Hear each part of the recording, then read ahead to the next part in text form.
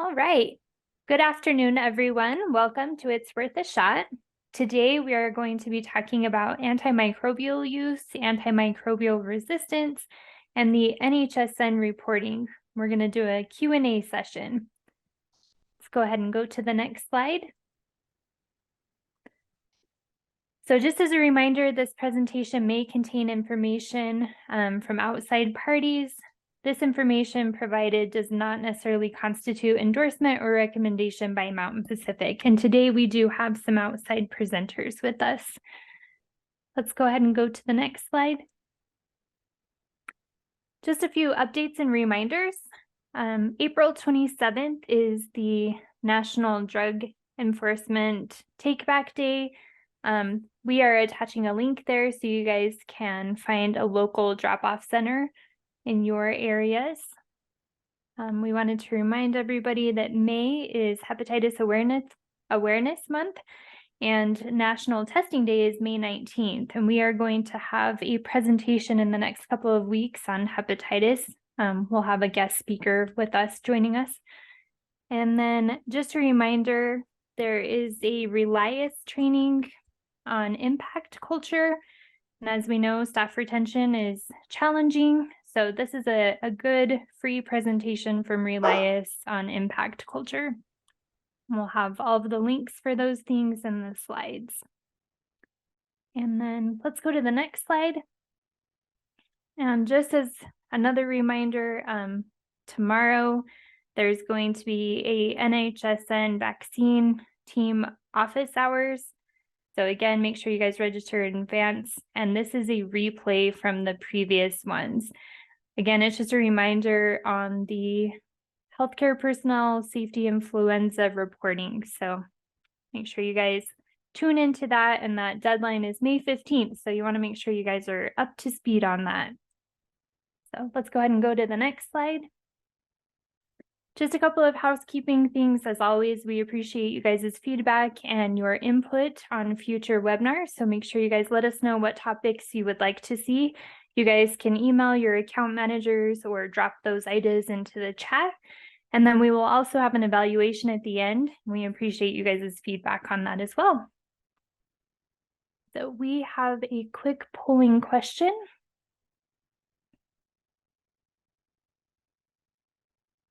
Okay, would you be interested in continuing these sessions as an open office hours as you go through the antimicrobial use and antimicrobial resistance process in an NHSN? So it looks like 100% so far would like this. Wow, lots of positive feedback. All right. Looks like a good half of you have answered. Let's go ahead and end that poll. So we'll have to start working on that. So thank you for your feedback. And let's go ahead and go to the next slide. So we'll do our weekly COVID snapshot. Everything is trending down. There are a couple of areas in our region that have had a substantial increase. You can see on the western side of Montana, a little bit on the eastern side of Wyoming, and the Big Island of Hawaii. We are having some areas of substantial increase. So again, continue to remind your patients, family, residents, loved ones about the COVID vaccine updates. So, all right, let's go ahead and go to the next slide. And I will turn the time over to Kyla Newland. She is going to assist in presenting today the Q&A discussion. Thanks so much, Callie, and thank you everybody for attending today. It's my pleasure to have a couple of my favorite pharmacists here in Alaska to help us out kind of as a boots on the ground as they've been starting to do this reporting. As you folks probably know, we've had several sessions already where we've had folks from the Department of Health in Washington. We've had some folks from the CDC that have kind of gone through the logistics of this process in more detail. But we thought it would be nice to have kind of a discussion today about things that have come up as Katie and Shauna have implemented and started doing this reporting in their facilities. So I want this to be an open discussion. We did put together a few kind of guiding questions that I'm gonna ask. But if other folks want to join in and ask additional questions, we are going to be, if we can't answer those questions, we're going to be compiling them and have them in our last session, which is at the end of next month. So we can go to the next slide. And it certainly, if there's folks that know the answers to the questions on the call, that certainly speak up, put your answers in the chat, or come off mute and feel free to be part of the discussion. So I will let you ladies introduce yourselves. We have Shauna King. She's from Providence Alaska Medical Center, and Katie Presser from Alaska Native Medical Center. Hi, I'm Shauna. I'm at Providence Alaska Medical Center. I've been the ID AMS pharmacist here since 2022, the summer of that, so I'm about in 2 years. And when I started in this role, our system, some ministries, some of our hospitals in our system were reporting to NHSN, but we had not started that process locally yet.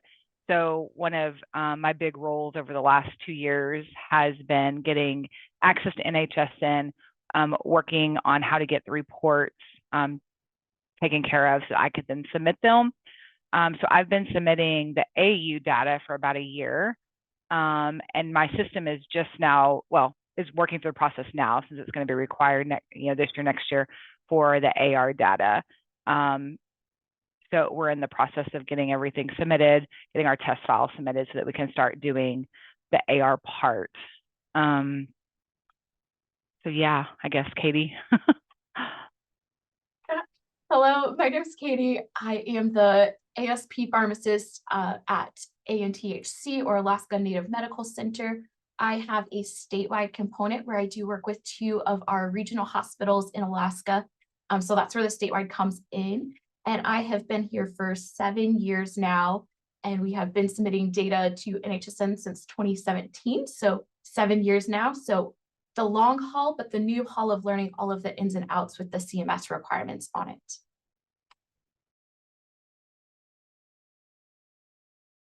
Perfect. Thank you so much. We can go to the next slide. And our first question here, I think, Shawnee, you kind of answered this already. Where are you in the onboarding submitting process, and lessons learned, which could probably be a lot of things. So I'll go ahead and let you speak to that. So for me, because I have just recently worked through the process of getting my own access to NHSN, there were several hurdles. First off, you need to know who is the owner of your NHSN for your hospital. Most places it's going to be infection prevention because they've been submitting to NHSN for a while. So I reached out to my director here who was like, yes, it's me. She added me in as a user into our NHSN. And then that started the process for me working with the CDC and NHSN to get access into their system. That process is interesting, lots of steps. There's 2 paths you can take.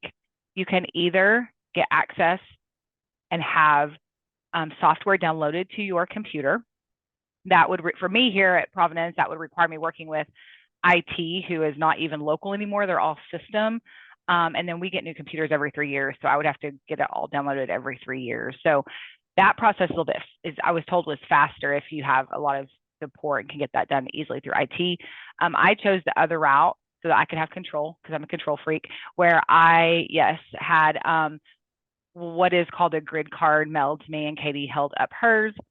So what happens there is you go through a separate process. You fill out all of this information. They do some background checks, things like that on you. I don't remember everything they did, but I felt like I gave up my firstborn child to the CDC to get this grid card. They will not mail it to your work. They have to mail it to your house. There's this whole process of validating that as your address. And then you get this, Katie, I don't have mine out. Will you hold yours up again? You get this thing called a grid card in the mail that you need every time you log into an HSN. So you set up your username and password like previously, but then what happens is when you log in, it's going to ask you for pieces of information off of that grid card. So it's like a secondary validation. when you have a grid card, you can access NHSN from anywhere, from home, from wherever. So it's not tied to a specific computer that has software downloaded. So I think that's probably what most people are doing. Lessons learned through that is somehow when they were doing my address validation, it got tagged to my husband's name instead of my name. I have no idea what happened. We do share an address. We've been married forever. So I don't know what happened. So I had to call and work with NHS or CDC and tried to get that fixed, which they're very, very challenging to get a hold of. So just be patient, leave them messages, they'll call you back and you'll play phone tag for a while and eventually get in contact with them. But if you have not started the process of getting your access, I would do that ASAP because you might run into hurdles and roadblocks and it does take some time. After that, you get access to NHSN, which I worked with a pharmacist who had been submitting to show me how to do my monthly reports, add myself to the monthly reports that were already in there, and then how to upload my files into NHSN because we use Epic, and so I have to download files to a certain server from Epic and then go into NHSN and upload the files there. Katie does it different because she uses Qualtrics, but if you're using Epic and going to be doing that, I will be happy to show you that process. But that also required me to work with my local IT and get access to the servers where I was downloading those files to, because they're really restricted, and to keep all of this information safe, you have to get access to those servers, and that was also a roadblock. And then from there, the lessons I've learned is I have no idea what to do with these reports that NHSN gives me because they're so not helpful. So after doing all of this, I was hoping that I would have some metrics and some things spit out of NHSN that would be useful, but it's broken up into so many different pieces of data that I don't get an overall antibiotic utilization report at all. It's all broken down by certain patient populations, certain units, broad spectrum, narrow spectrum, MRSA coverage, and I'm still trying to figure out what to do with all of that data because my hospital just wants to know, where are we with our overall use? Is it good or bad? So I'm still using dashboards from our system for that piece. So those are my lessons learned. Now I'm figuring out the resistance piece, and that's a whole. For that I've already learned that the reports are different. The metric is different. I will report facility data in some other report versus all of my units that I'm submitting for antibiotics. So it is a little bit different. What denominator they use is different because we use patient days for one and days present for the other. So your denominator is different for the two different reports. So, okay, Katie, your turn. Okay, so we have been submitting for 7 years now. We use Theradoc, so third-party system that we then integrated with our EHR to then submit the data to NHSN. We went that route because it integrates with infection control data really nicely, as well as the AUAR data. So our submission is much easier. We click a button that says submit to NHSN and it does the work for us. So I don't have the same struggles as Shauna trying to get it uploaded. It's really easy for us, but we did go through a lot of validation steps with that to make sure our data was correct when we push that submit button. AR, like Shauna said, was a different beast on making sure that we had the right data in there. So we started that 3 or 4 years ago now, so not quite as long as the use data.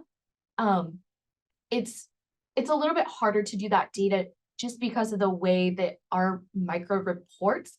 Our micro has a separate system than our EHR and then sends our EHR information. So there's lots of systems at play with our micro data that isn't the same as our MAR data.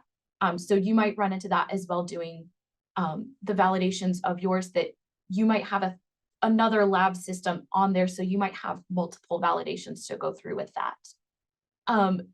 Also with the onboarding submitting process, like I said, we've been submitting to NHSN now for 7 years, but we've learned a lot that just because you're submitting to NHSN doesn't mean that it is going to the CMS stuff. So you might have more people. You're going to learn who a lot of people in your organization are. So we learned that our CMS submission person is a different person than the NHSN system administrator. So they have to confer rights in CMS, and then NHSN, you have to confer rights, which means you have to click check marks, and it has to be the owner of the NHSN for your facility that does that check mark. So there's lots and lots of steps to make sure you're checking the right boxes. And so if I've learned any big lessons, it's to make sure that everybody is talking and you know that all of the checks are checked. I didn't know there was a separate person to do the CMS stuff. So I didn't realize that we weren't submitting for the bonus points the last few years because we were putting that information into NHSN. So I thought it just auto-fed. So definitely lots of things learned there, that there are a lot of people involved. If you're not involved with your quality person, make sure that you are involved, because you're going to quickly be involved and roped into different emails and reports and all of that. Like Shauna said too, the reports have been a tricky thing for me to navigate. They have changed the reports throughout, so there's a lot more reports available now than used to be.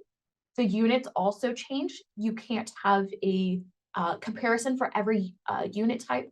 So that has been working with our infection control team a lot to say, hey, can we classify our units as this so we get AU data? So make sure you know what your unit types are, and then make sure you're able to get data from that if you want to use the NHSN data. So I'll stop talking there so that there's time for other things.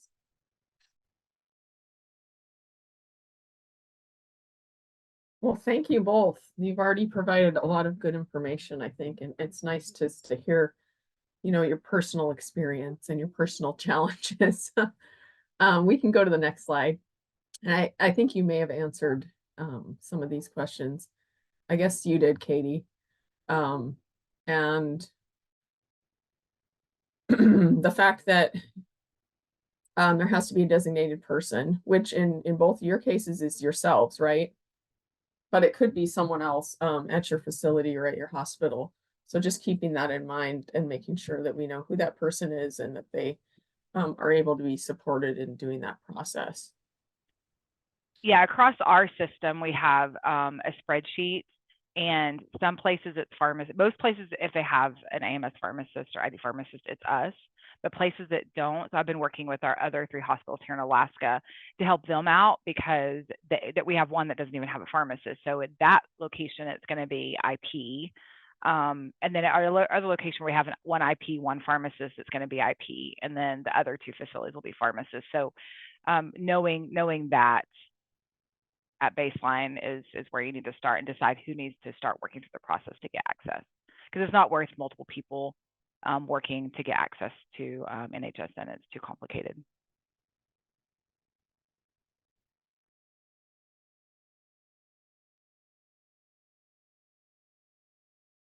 I see that Shauna, you put in chat, you still do not understand the NHSN versus CMS and how to know if you're doing both.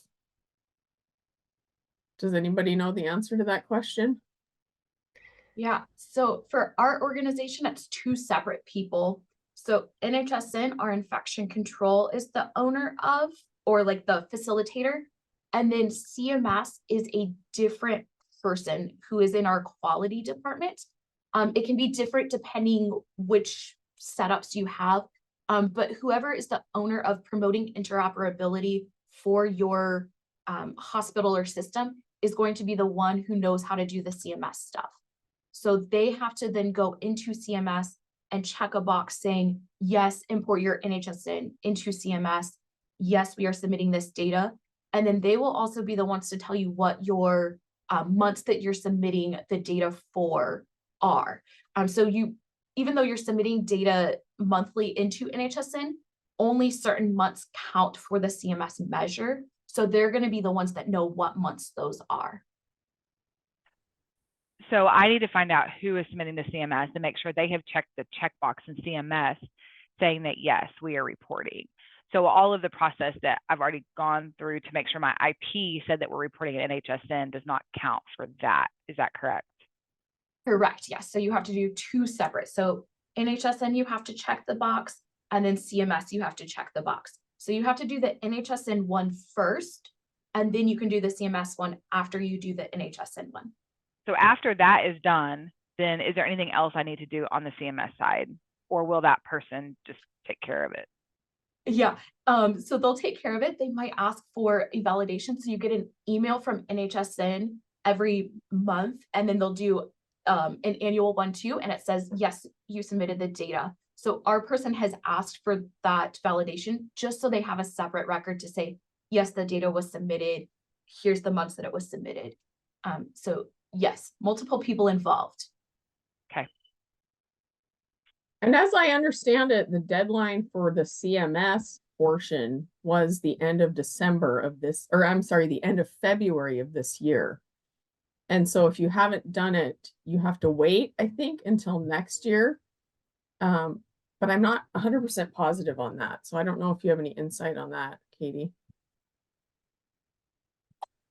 But I'm still confused on that because it's always a year behind, but they did tell us February was the deadline for us for this upcoming year. So check with your CMS person and they will know the best.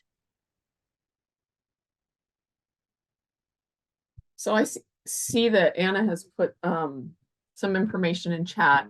And as one of our resources, there is a really nice FAQ that has a ton of information on the CDC website, which I think is on our last slide as a resource. And then I see someone else has put in the CMS data information link. Anna says one of the key vocabulary words is attestation. That might help you find the right person. Okay, an attestation for 2024 is due in February 2025. Okay, perfect. That helps. Okay, I don't know if we have any more questions. Can we go to the next slide? Okay, we already kind of talked about this. And let's go to the next slide, Mary. Oh, okay. Yeah, the previous kind of folks that we had come in and talk, were there any like big takeaways or things that were new that you guys can recall off the top of your head that you'd like to share with the group? That's where I learned about the different denominators and the different metrics, the STAR versus, I don't remember what it's called for AR metric, and then that facility versus units versus there's different reporting, and the reports are different coming out. I learned at a recent meeting that with my local system, there's been, I guess, discussion on what your deadline is for reporting. So infection prevention, they do it quarterly. So there's been a lot of discussion about AUR and is it going to continue to be a monthly requirement? And as of right now, yes. So you have a month after that month. So like I would right now by April 30th have to have submitted March data. And so it's going to continue, from what I understand, to be required monthly for NHSN. So I just put like a deadline on, my last week of every month and remind me to make sure on my calendar, remind me to make sure that I have submitted the previous month's AUR data. Yeah, and so with that too, the challenge is, so every January, NHSN changes the antibiotics that are required to be reported. So sometimes they'll remove some, like they removed piperacillin recently because that's no longer available. So they remove and add antibiotics, and that's typically January when that comes out. So there definitely is a lag time on when you can submit the data because it does have to match what NHSN has. So if you're able to pick your window of when you have to submit data for NHSN to count for CMS, don't pick January or February if you can, because those are always delayed waiting for those updates on both sides. Okay, thank you for that clarification. So Katie, who picks so the CMS person is the one that will pick that. So you work with them to make sure January, February aren't picked. We were told it's picked for us, but I don't know if I don't know who exactly picks. So I would have to defer to somebody that works on that CMS part to know. But we were told it's picked for us by our person. Okay.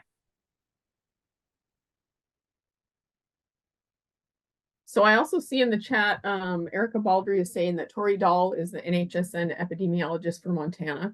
She was actually one of our guest speakers for one of our, I think maybe our first session of this series.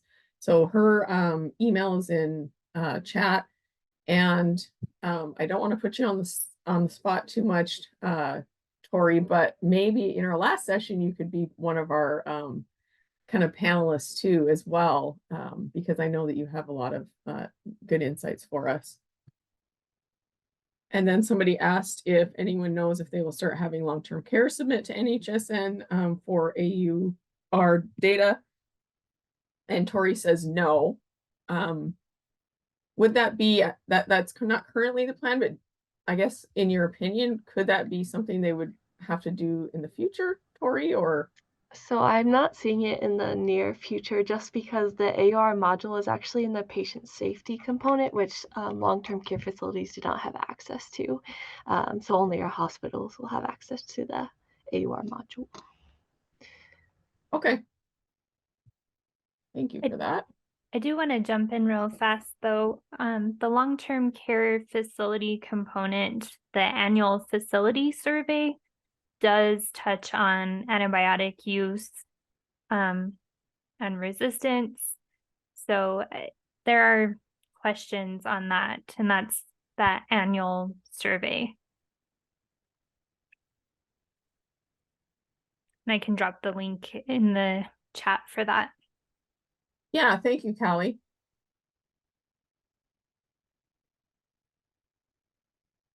So does anybody else in the audience have any questions? If you do, feel free to come off mute or throw those in the chat.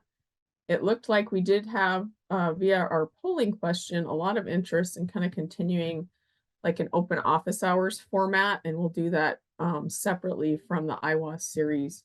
And we will work on getting that put together as folks are moving through this process. Hey, Carla, one thing I just also remembered that I recently learned is that there are a lot of facilities that are exempt. I don't know what all the exemptions are because I'm not, so I haven't worked through the process of trying to become exempt because I know I'm not. But I know that some of our smaller facilities or other places have made that mistake and have moved forward with trying to submit it when they actually could be exempt. So make sure that if that may apply to you, that you work through that side too. Okay, yeah, thank you so much. And then any additional lessons learned, anything that you didn't already talk about? One thing I did learn from a call, not through this series, but a different call, find somebody who's really good at programming, or Anna Frick told us ChatGPT does it if you're good at ChatGPT. But if you have somebody who's good at SAS or coding, it'll make the data much more useful for you as an end user. There are some graphs in there. There's like pie graphs, bar charts, line items. There's one now, I don't remember exactly what it's called, but it will give you like your SAAR, your comparative data. So that's the one I give to like CMS or Joint Commission when they show up, so they have data trends over time. But if you have somebody who's good at coding and good at speaking computers, you are going to have much better output of your data versus just clicking into NHSN and getting data out of NHSN.